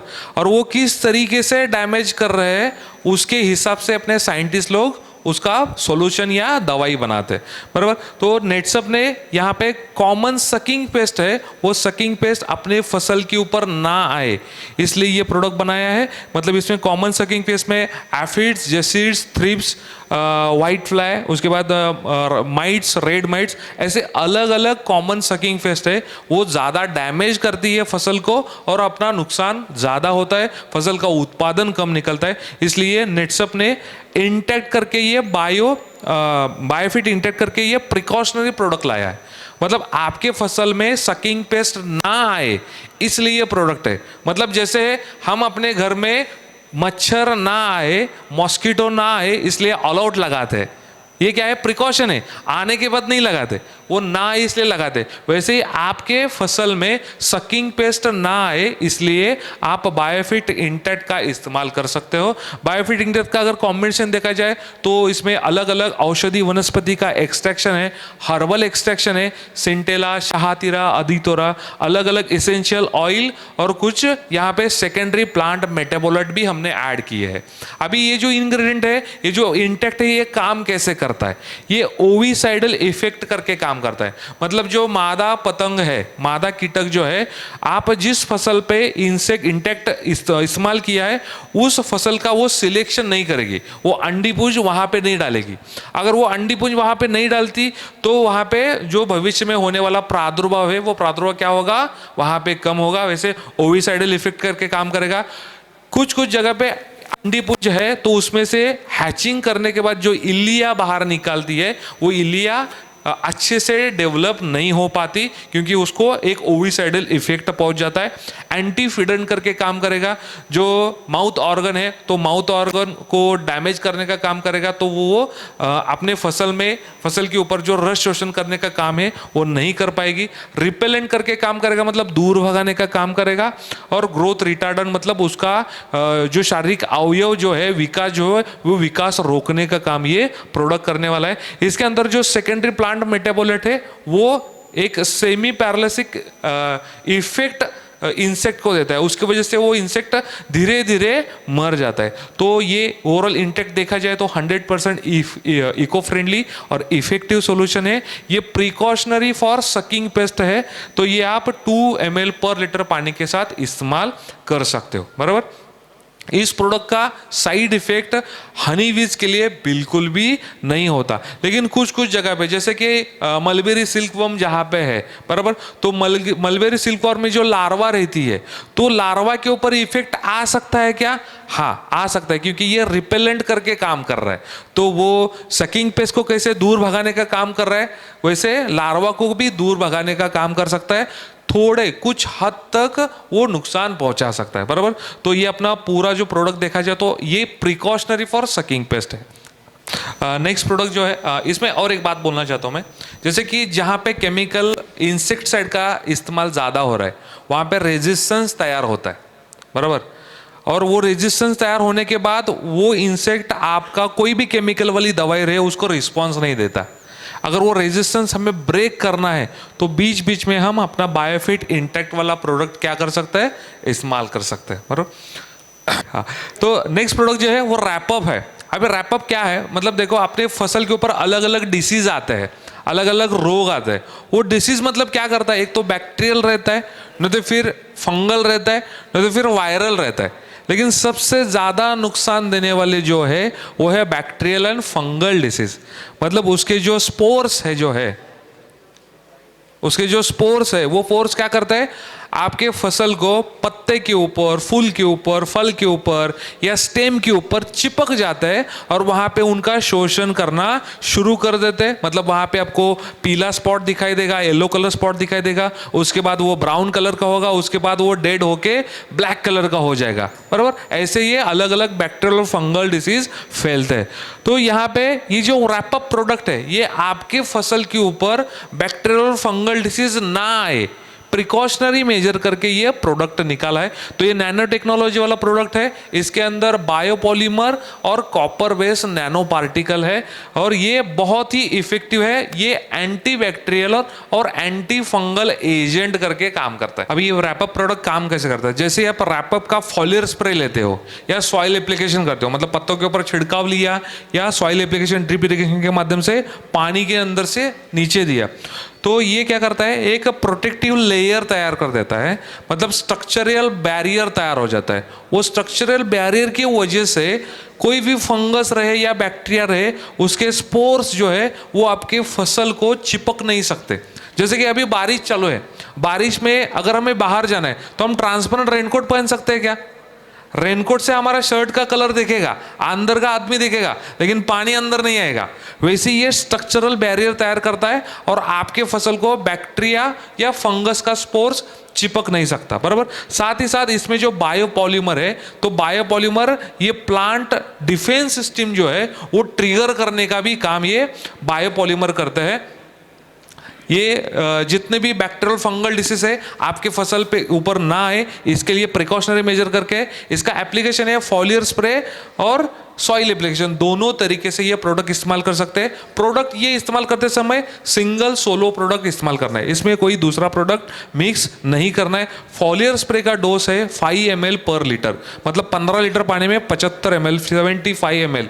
और सॉइल एप्लीकेशन कर रहे हो तो 1 एकड़ के लिए ये 200 लीटर पानी के साथ 1 लीटर रैपअप ये मिक्स करके आपको छोड़ना है। ये बायोफिट के जितने भी प्रोडक्ट देखे हमने क्रॉप केयर के, उसका कॉम्बिनेशन हम कैसे कर सकते हैं। तो फॉलियर स्प्रे के लिए आप स्टीम रिच, बायो 99 और शेत SHET इसका कॉम्बिनेशन कर सकते हो। अगर ये 3 प्रोडक्ट का कॉम्बिनेशन कर रहे हो, बिफोर फ्लावरिंग करो, बराबर। अगर फ्लावरिंग होके गया है तो स्टिमरिच एंड बाय99 ऑल स्टेज में इसका कॉम्बिनेशन कर सकते हैं। इंटेक्ट और बाय99 ये precautionary spray for sucking paste है, और रैपअप ये प्रिकॉशनरी स्प्रे फॉर बैक्टीरियल और फंगल डिसीज है। ये रैपअप जो है ये सिंगल सेपरेट स्प्रे करना है, इंटेक्ट बाय99 के साथ मिक्स कर सकते हो। सॉइल एप्लीकेशन करते समय बायोफिट, एनपीके एंड शेत ये एक साथ हम सॉइल एप्लीकेशन कर सकते हो। रैपअप ये सेपरेट सॉइल एप्लीकेशन करना है, क्योंकि रैपअप में कॉपर बेस्ड नैनो पार्टिकल है और इसमें बैक्टीरिया है, दोनों का मिश्रण होगा तो कॉपर क्या करेगा, बैक्टीरिया को किल करेगा, इसलिए दोनों का मिश्रण नहीं करना है। स्टिमरिच, एनपीके एंड शेत ये सॉइल एप्लीकेशन अगर एज अ प्रोडक्ट एक्सपर्ट अगर मुझे आप पूछ रहे हो तो मैं बोलूँगा कि ये सॉइल एप्लीकेशन के लिए एनपीके एंड शेत ये बहुत बेहतर है, बराबर।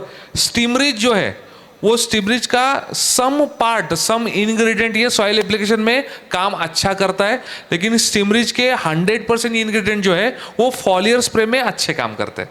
मतलब जैसे स्टिमरिच में ह्यूमिक एसिड करके है, वो ह्यूमिक एसिड सॉइल एप्लीकेशन में बहुत बेहतरीन रिजल्ट देगा आपको। आप कर सकते हो, कोई प्रॉब्लम नहीं है। जहां पे पॉसिबल है वहां पे स्टिमरिच, एनपीके और शेत बराबर ये सॉइल एप्लीकेशन कर सकते हो।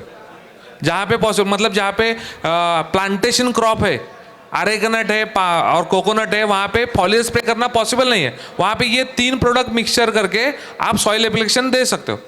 नेक्स्ट जो प्रोडक्ट है वो कैटल केयर में। कैटल केयर में हमारे पास प्रोडक्ट है cattle feed concentrate CFC plus, बराबर। अभी CFC प्लस क्यों, जैसे कि कोई भी कैटल देखो उसका प्रॉपर न्यूट्रिशन अगर हम करेंगे तो ही प्रोडक्टिविटी ज़्यादा आएगा। प्रोडक्टिविटी मतलब क्या, उसका दूध ज़्यादा निकलना चाहिए, दूध का क्वालिटी अच्छा होना चाहिए, और अगर वो मेहनत करने वाला जानवर है तो उससे ज़्यादा मेहनत होना ज़रूरी है।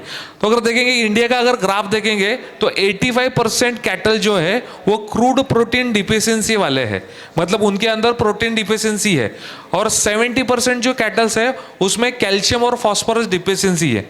ऐसा क्यों, क्योंकि उसका प्रॉपर नरिशमेंट न्यूट्रिशन हम नहीं देखते। कोई भी जानवर लो उसको हम 60% गीला चारा मतलब वेट फॉडर और 40% ड्राई फॉडर ये खिलाना चाहिए, लेकिन हम देते नहीं, बराबर। साथ ही साथ उसका डाइट है, उसमें विटामिन्स, मिनरल्स, जो पोषक तत्व है ऐसे घटक मिलना भी जरूरी है, वो भी हम नहीं देते। इसकी वजह से ये डिफिशियंसी क्रिएट होती है, और डिफिशियंसी की वजह से अलग अलग उनको बीमारियां होती है, मिल्क क्वालिटी अच्छी नहीं निकलती, दूध उत्पादन कब निकलता है, उसको दूध देने के लिए हम क्या करते हैं, स्टेरॉइड वाला ऑक्सीटोसिन का इंजेक्शन भी लगाते हैं, और ऑक्सीटोसिन की वजह से क्या होता है, उसका जो आयुष्य है उसका 4-5 साल से कम होता है, मतलब वापस वहां पे हमारा नुकसान हो रहा है लॉन्ग टर्म में।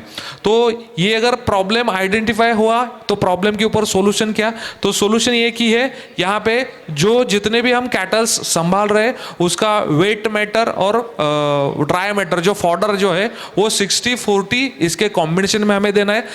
तो इसमें अलग अलग vitamins, minerals, proteins, enzymes, probiotic, prebiotic, mineral trace और न्यूट्रिएंट्स इसका कॉम्बिनेशन से ये प्रोडक्ट बनाया है।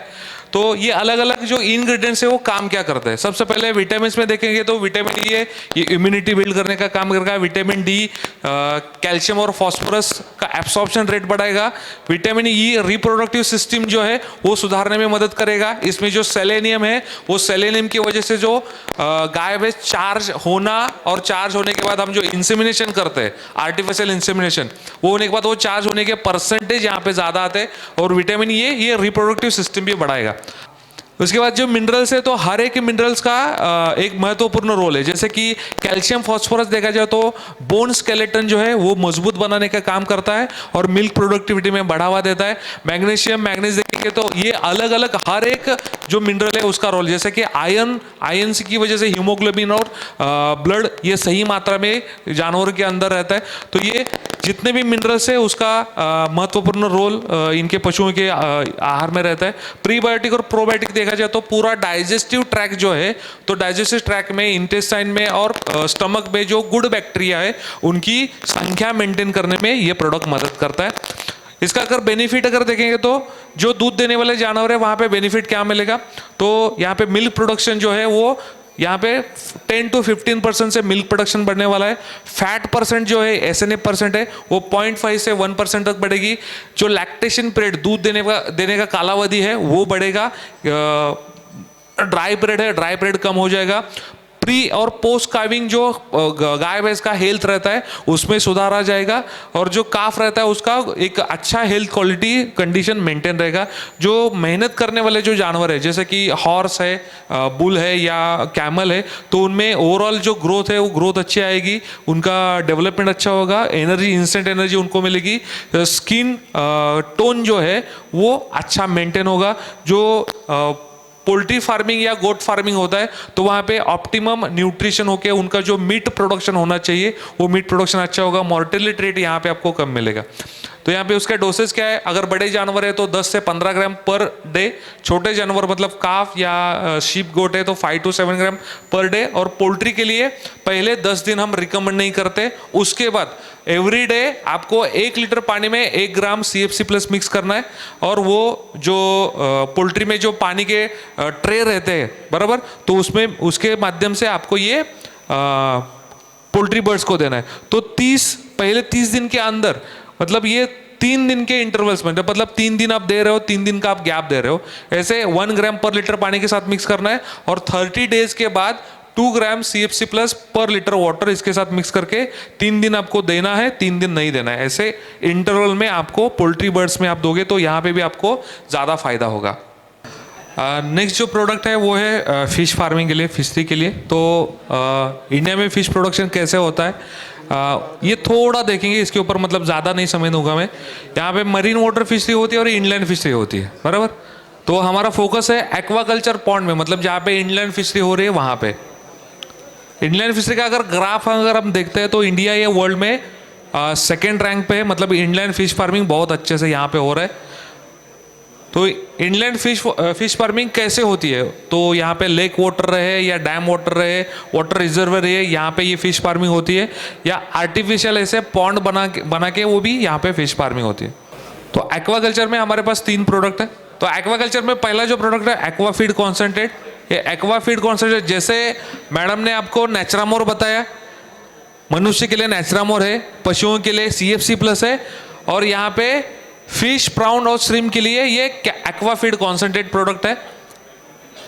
एक्वा क्लियर प्रोडक्ट मतलब पानी, पॉन्ड वाटर क्वालिटी जो है वो पॉन्ड वाटर क्वालिटी मेंटेन रखने के लिए, वो खराब ना हो इसलिए हमारे पास एक्वा क्लियर है। और तीसरा जो प्रोडक्ट है एक्वा कल्चर, मतलब जैसे हम बायोफिट NPK और शेद के माध्यम से ज़मीन का स्वास्थ्य अच्छा रखते हैं, वहाँ पे माइक्रोबियल काउंट अच्छा रखते हैं, वैसे पॉन्ड माइक्रो ऑर्गेनिज्म का काउंट अच्छा रखने के लिए हमारे पास ये एक्वा कल्चर है। तो इसी के साथ साथ आज का ये बायोफिट का सेशन हम यहीं पे समाप्त कर रहे हैं।